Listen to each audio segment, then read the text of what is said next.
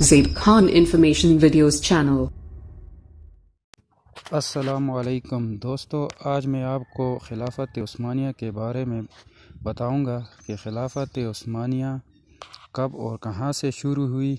خلافت عثمانیہ مسلمانوں کی سلطنت تھی۔ ارطغرل غازی خلافت عثمانیہ کے بانی ہیں۔ آپ کی پیدائش 1188 عیسوی میں ہوئی اور وفات 1280 عیسوی میں۔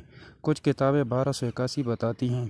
آپ کے 3 بیٹے تھے، گوہر، شہریار اور عثمان، اور آپ کے اسی بیٹے نے 1291 یعنی ارطغرل اپنے والد کے وفات کے 10 سال بعد خلافت بنائی، اور ارطغرل کے اسی بیٹے عثمان کے نام سے ہی خلافت کا نام خلافت عثمانیہ رکھا گیا۔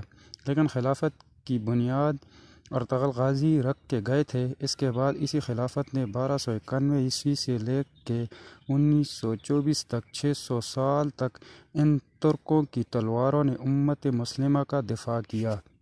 ارطغرل غازی کا خاندان وسطی ایشیا سے یہاں آیا تھا، اور ان کے جد امجد اوس خان کے 12 بیٹے تھے، جن سے یہ 12 قبیلے بنے، جن میں سے ایک کائی قبیلہ تھا جس سے ارطغرل غازی تعلق رکھتے تھے۔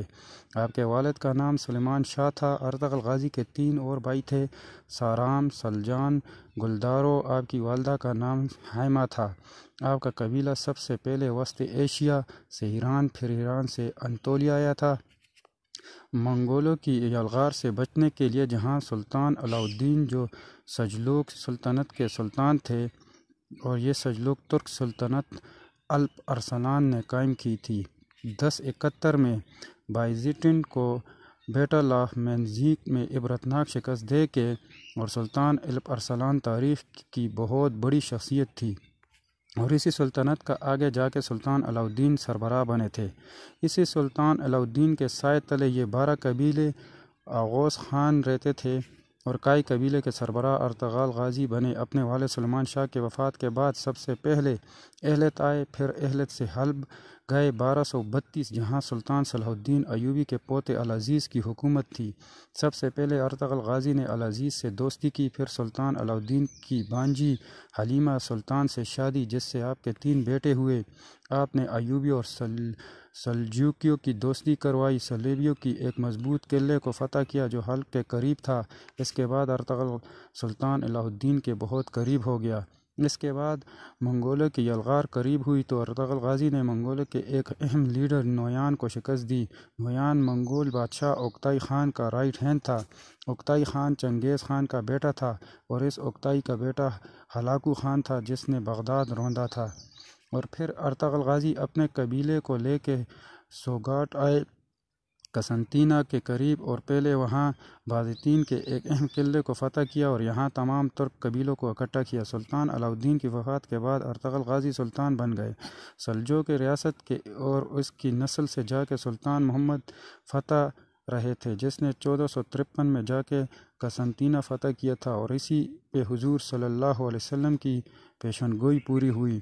تاریخ میں ارطغرل غازی جیسے جنگجو بہت کم ملتے ہیں، لیکن افسوس کہ ہماری نسل ان کو جانتی ہی نہیں۔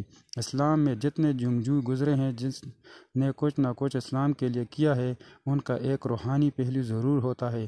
ان کے پیچھے ضرور کوئی نہ کوئی وہ روحانی شخصیت ولی اللہ ہوتی ہے، جن کی ڈیوٹی اللہ پاک نے لگائی ہوتی ہے۔ تاریخ اٹھا لیں، اسلام کے آغاز سے لے کے اب تک، آج بھی اگر کوئی اسلام کے لیے اور امت مسلمہ کے لیے کوئی ڈیوٹی کر رہا ہے تو ان کا کوئی نہ کوئی روحانی پہلو ضرور ہوگا۔ اس جنگجو ارطغرل غازی کے پیچھے اللہ پاک نے اور حضور صلی اللہ علیہ وسلم کے فیضان سے جن کی ڈیوٹی لگائی گئی تھی، وہ شیخ محی الدین ابن عربی رحمت تھے، جو اندلس سے ارطغرل غازی کی روحانی مدد کو پہنچے تھے۔ حضور صلی اللہ علیہ وسلم کی خوبصورت گرد حدیث شریف ہے کہ اتقوا فراست المؤمن فإن ينظر بنور اللہ، مومن کی فراست سے ڈرو کہ وہ اللہ کے نور سے دیکھتا ہے۔